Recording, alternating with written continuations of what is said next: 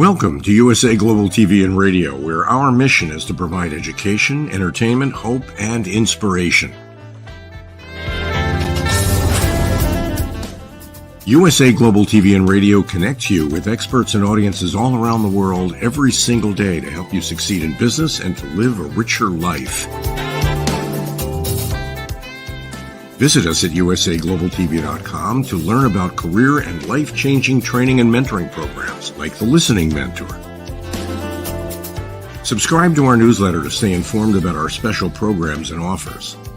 Discover how you can become a guest on one of our shows or a host or producer of a USA Global TV and Radio show of your very own. That's USA Global TV and Radio, where the doctor is always in.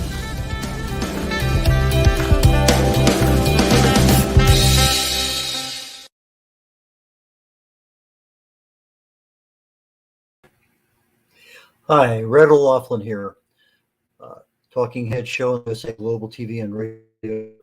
We've been talking the past 3 weeks about lifestyle and longevity. And there's a lot of different ways of going on that. While I'm getting to talk, let me go ahead and bring up the slides so we can get that part done. There we go.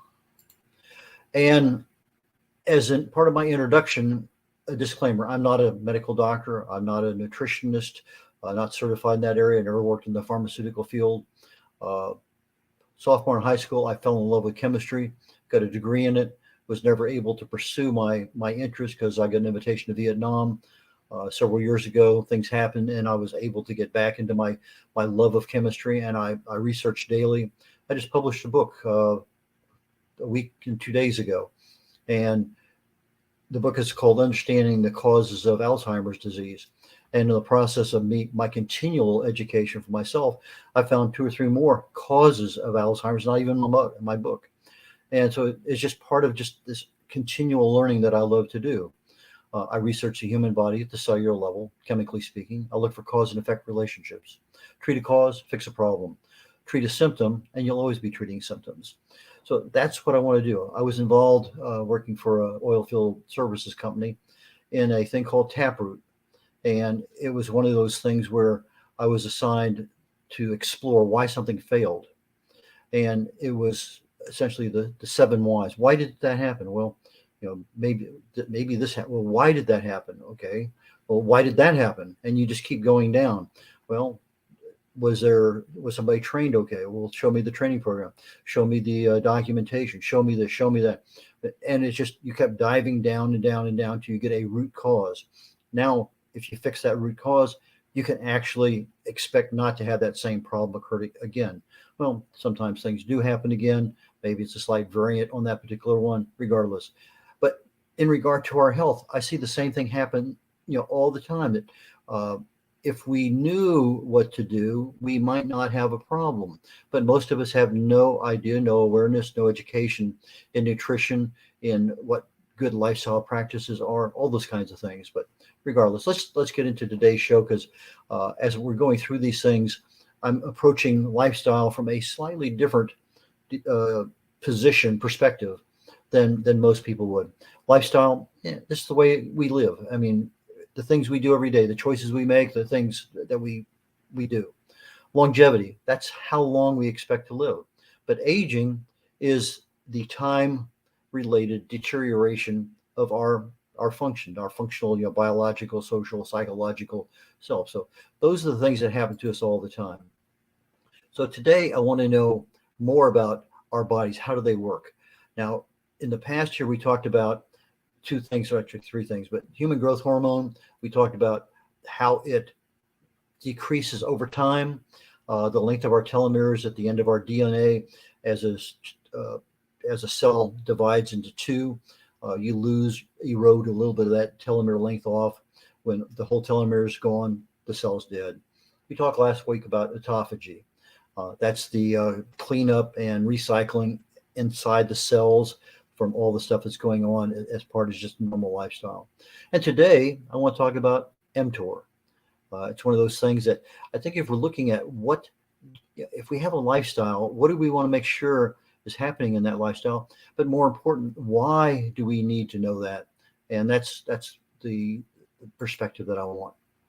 Now, if I look at human growth hormone and telomere length and mTOR and autophagy, all of these things have interrelationships. If we have balanced nutrition, that's 2 thumbs up for that particular one. We have the right kinds of exercises. In some cases, it's endurance. In other cases, it's high intensity. In some cases, it's just having some exercise. But if you have an exercise program, it should include stretching and balance and strength and endurance. It shouldn't be just going out and running 5 miles a day. Stress management, next to sleep, probably the number one thing you can do in your life is don't hold on to the stress, get rid of it. Sleeping, quality sleep, and fasting, because that's where the body repairs itself during our sleep process. So all of those things affect autophagy, they affect mTOR, they affect our telomere length, they affect our human growth hormone. And so each has a part in there. So if you're doing something, let's say we're balancing our nutrition, we're not taking away from something else, we're enhancing other things in the body that need it. Okay, I want to get into mTOR. And as we're getting into it, I want to exit out of autophagy. Autophagy, we talked about last week, is where you open your blood vessels, you drive in the trash truck, you drive in the recycler, you drive in the repair people, and they take all the junk out of the cells. They put it all together through lysosomes, and they generate new molecules that can be regenerated by the body to make new proteins, new whatever the body needs at the cellular level. Those things are regenerated. mTOR, it's the mammalian target of rapamycin. And it's kind of a strange little m, capital T, capital O, capital R. Kind of looks weird, but it's the master controller for our proteins. And I'll be getting a little bit more into detail about that as we go through here. But when our mTOR is high, it stimulates growth. And some of the negative aspect of stimulating growth, we think we want muscles, we want to be ripped, we want to have nice strong legs, we need that, we do need strong muscles. But when our mTOR is high, that growth stimulation even extends over into cancer, into tumor cells. And so we need to be able to control the growth of tumor cells the same way we can control growth of other things that we don't want. So how does our mTOR become high? Generally speaking, glucose. We've talked about that over, I can't tell you how many sessions. We have insulin that we get generated. We eat carbohydrates or sugar. Blood glucose is a byproduct. Insulin is the one that gets that blood glucose into glycogen, into our blood cells for our energy. And so when our glucose levels are high, our insulin levels are high, we're going to see mTOR at high levels. If we're eating a lot of protein, we get the amino acids out of there. Again, we're seeing mTOR at a higher level. Now, when mTOR is low, that's where you start seeing that repair and maintenance. We talked about autophagy. When we have autophagy activated, it actually goes in there and cleans out the cell. So that mTOR is kind of assisting the autophagy. But autophagy doesn't just flip on with the switch. It takes a number of hours. We talked about 17 hours at minimum last week, which is why fasting is so good to start autophagy. But also when you're on a ketogenic diet, you're not eating the carbohydrates. You're eating a lot of fat, good quality fat, hopefully. But you're also maybe on intermittent fasting, which now extends that window where instead of 12 hours, 6 hours between meals, you're now maybe at 15 or 18 or 20 hours. You're just at the incremental start of turning the light switch on, actually just maybe turning the switch a little bit. So maybe the autophagy is at 2, 3, 4, 5%, but autophagy continues to build up to about 72 hours. Well, the minute you have glucose, as let's say you have a piece of pie and you've been fasting for 20 hours, that's stop. Autophagy quits because now the mTOR takes over. And so if you're eating 3, 4, 5, 6 meals a day, you're never, ever getting into autophagy. The cells are overloaded with junk that just isn't helping them out at all. And at some point in time down the road, you can end up with a problem. But we need a nice balance. We need a balance between the autophagy to clean up everything, and we need a balance for the mTOR to make those repairs and for our growth cycles. So when we are looking at low mTOR, we're getting new amino acids to replace those ones that are in there, getting new proteins to replace the ones that our body needs. And so all those things are working, but we need a balance to do that. And I'll be talking about balance more than a couple more times today. The mTOR activates growth in our muscle cells. So in other words, I'm not getting growth in other organs in my body. I'm really just getting it in the muscles.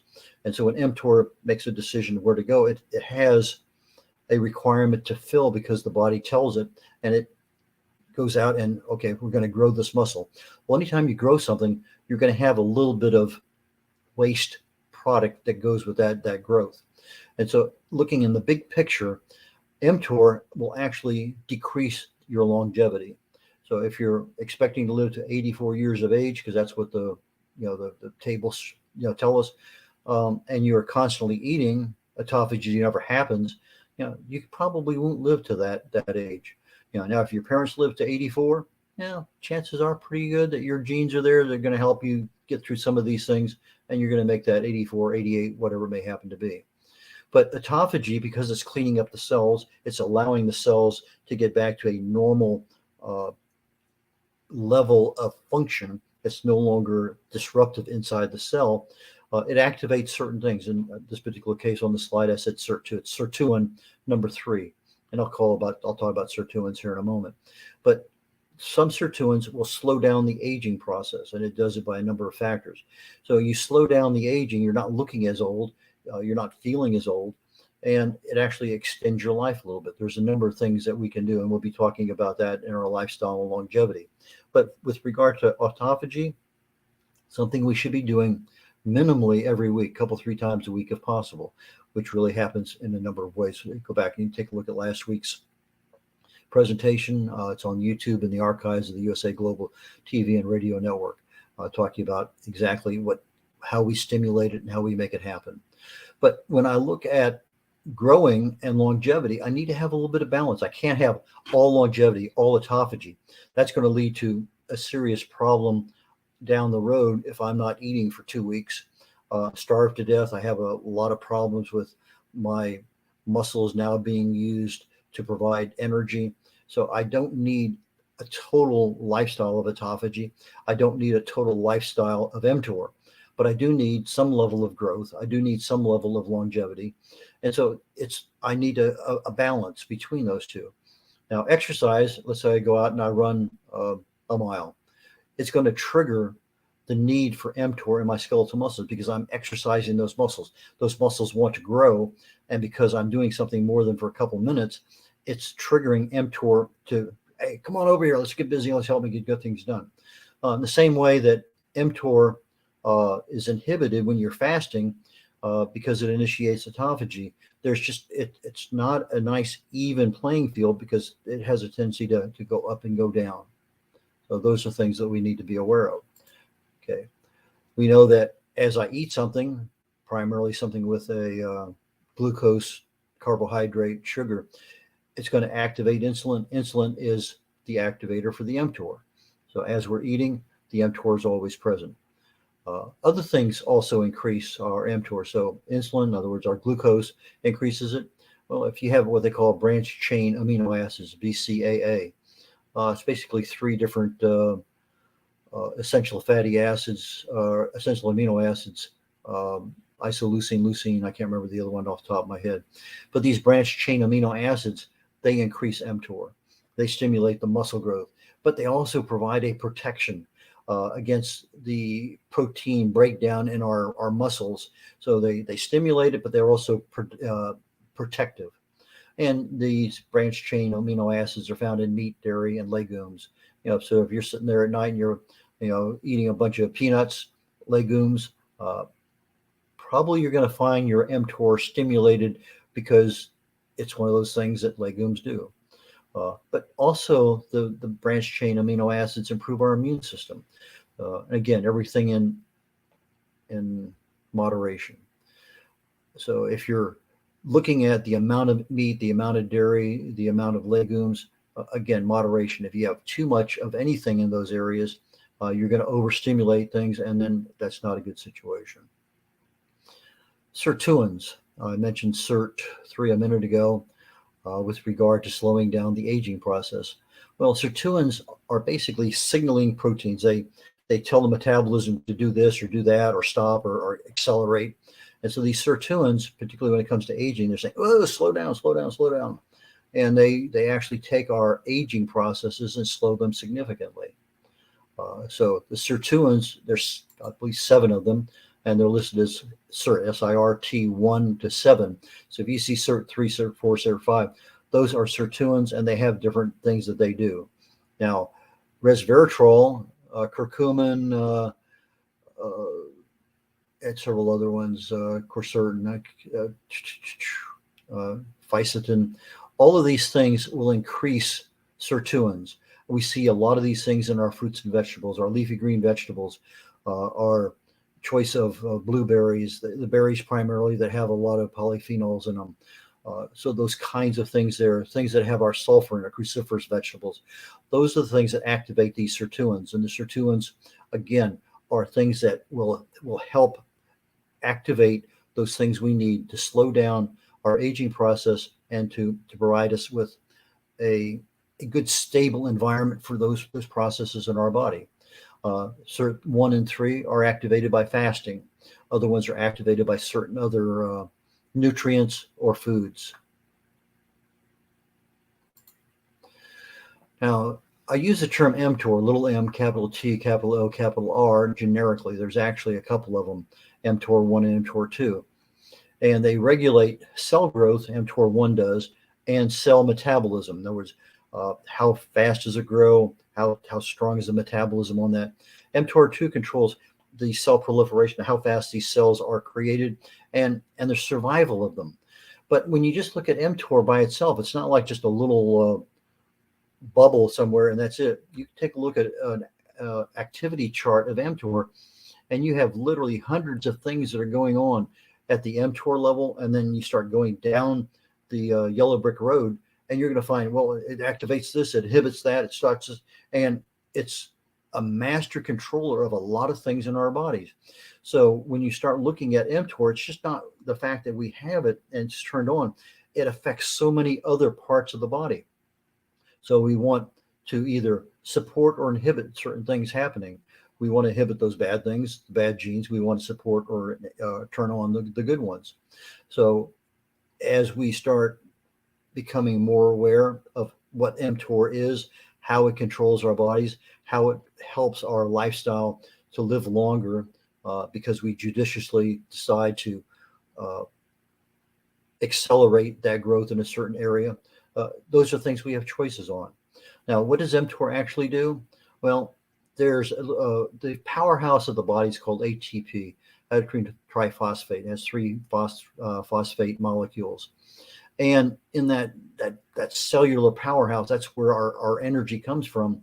mTOR gets inside the cell and will take away one of those phosphate molecules.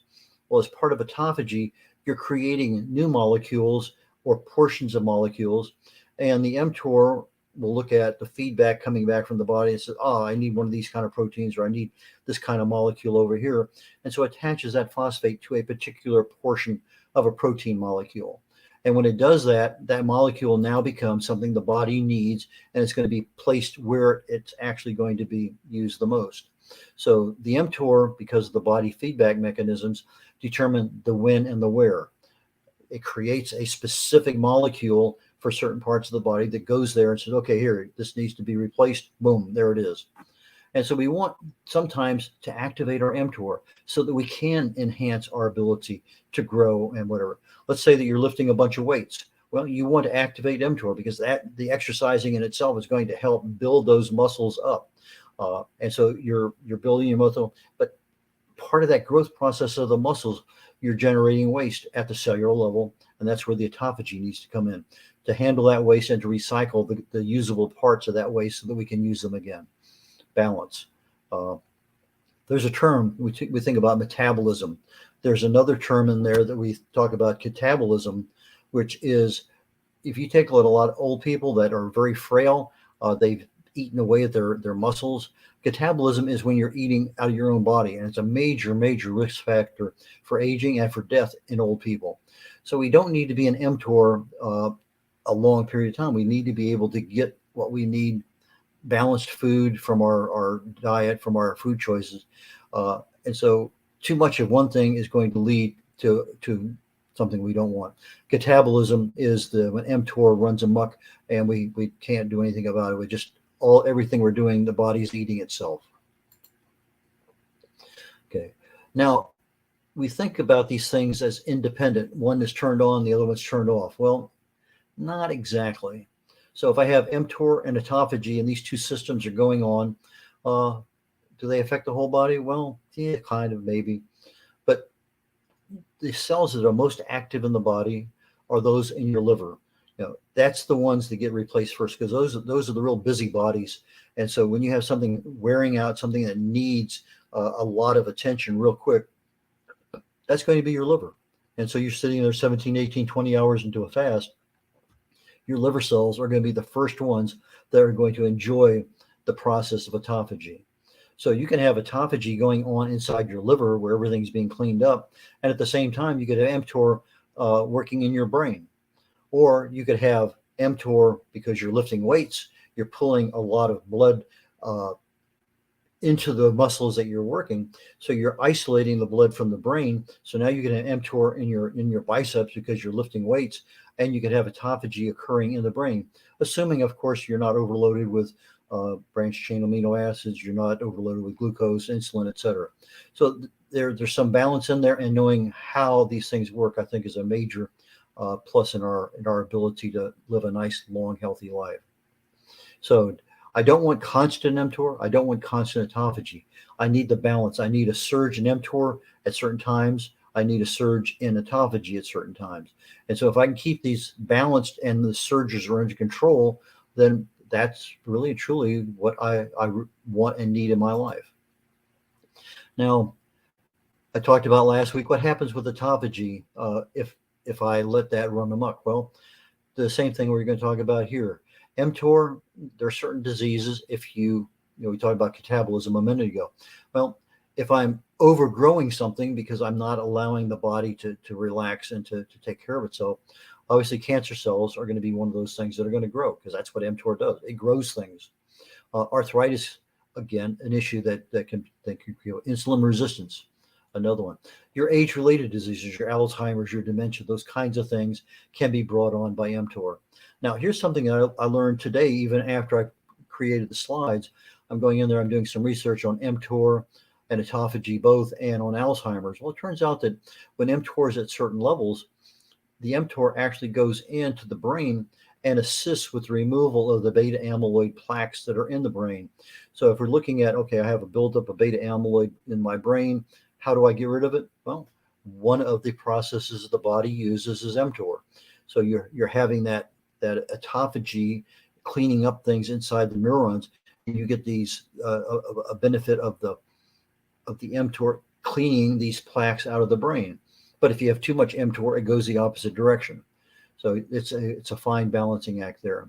Osteoporosis is another one. Immune system suppression is another one. So those are all typical diseases when you overdo mTOR. How do you overdo mTOR without even knowing about it? Eating all the time. These things don't happen overnight. They happen over decades. So you're not going to find insulin resistance in somebody 22 years of age, most of it. You're not going to find age-related diseases, although we're starting to see Alzheimer's occur in the 50s and sometimes even in the 40s. But mTOR is needed. It has some benefits to it. It increases our ATP, our adenosine triphosphate production. That's the powerhouse. That's where our power and our cells come from. That's our energy. That's where our body operates from. It creates new mitochondria. It stabilizes, enhances the mitochondrial metabolism. In other words, the mitochondria are acting in a certain way. This keeps them acting at a high level.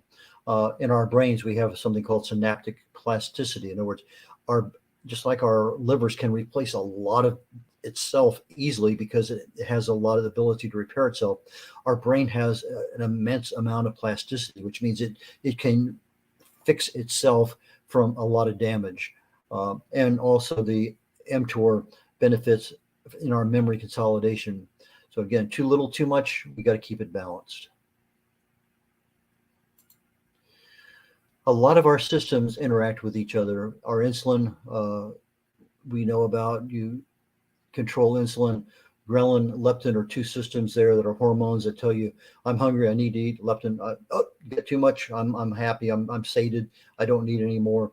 You got your thyroid, you got lots of other hormones in the body.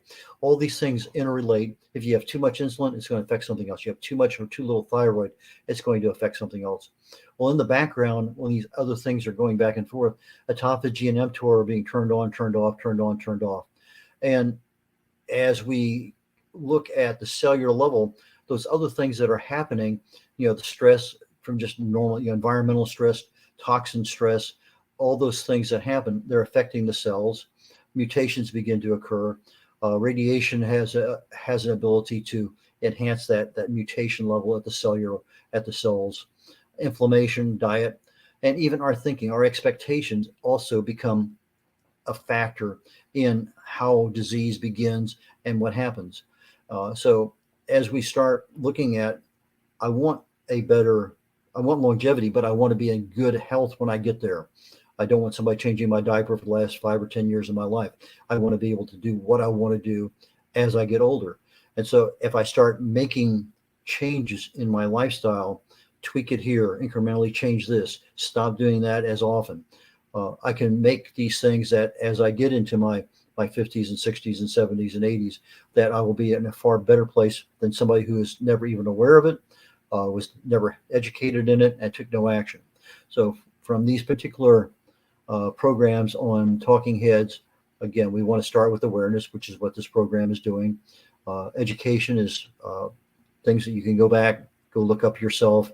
Dr. Google, Dr. YouTube have a lot of good information. Just go in there and type in mTOR and cancer, mTOR and longevity, mTOR and whatever you want to know, or autophagy in each one of those things. Now you have something you can develop an action plan to, and you can go to your doctor and say, hey doc, what about this? And go from there. In general, if I'm looking at a nice long life, good healthy life, I have certain things that are going to affect me. My genetics, what did I get from my parents, the environment I'm living in, and the lifestyle choices that I make. They all interact. In most cases, genetics can be controlled. Worst case scenario, it's about a 5% level, but epigenetics, we've talked about that before in this program, particularly here with stress and stress management.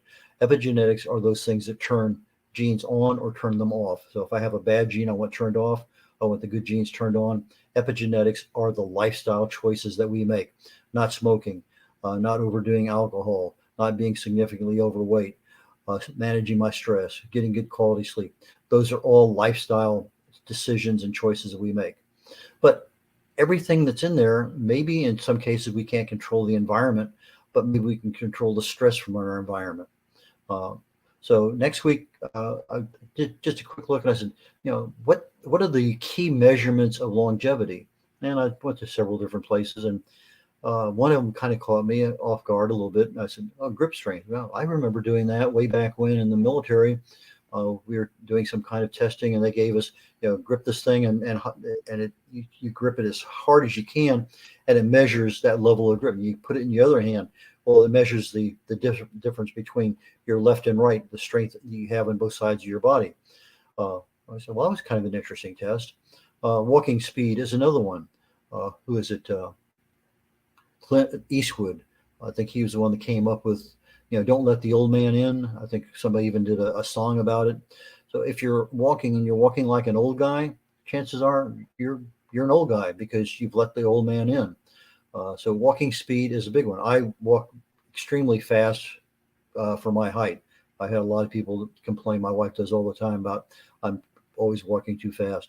But I also read an article recently about William Shatner, and they're talking about he's 91 years of age. He says, what are you doing to control your life? Because he does all sorts of things. And his simple response was, don't die. Well, he's using stem cells. He's using a lot of things, but diet, nutrition, exercise are all part of his program. They found that people who have a purpose in life, they're out there, they do something every day. We just finished a program on the wise ones with Johnny Castor, and part of his purpose in life is helping others. I think a lot of us are in that same boat. We want to help others. I know Dr. Jacqueline Kerbeck here with the USA Global TV and Radio Network. Her programs are set here to help others. So if we know what our purpose in life is and we're living up to that purpose, then those are things that help us live a longer life. And the other one that I thought was kind of strange, just like grip strength, is the ability to sit down and get up. And there's a measurement, and we'll talk about that next week. If you're sitting on the ground, do you have to get up to your knee? Is your elbow touching the ground, your hand? And the ability to sit down and get up actually affect how long you're going to live.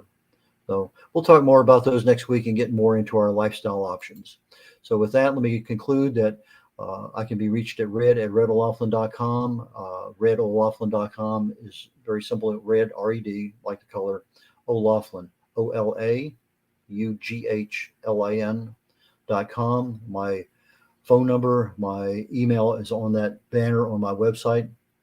Give me a call. I prefer phone calls or email. My book, No Matter What You Can Do, it's available. All these books are available on Amazon, but No Matter What You Can Do, it talks about your subconscious mind, how you have the ability to control a lot of things in your life. The Joy of Ageless Health goes into the causes of disease at the cellular level, and again, what you can do about it. My Longevity Secrets for Healthy Aging, we've talked a little bit about here in our longevity series with regard to human growth hormone and telomere length. And my latest book as of last week is Understanding the Causes of Alzheimer's Disease. And that book talks about the different pathways that Alzheimer's gets in and grows through our body so that it eventually ends up in our brain. And there are some things that we actually have some control over. So with that, I'm going to relinquish control of the program and turn it back over to Dr. Jacqueline.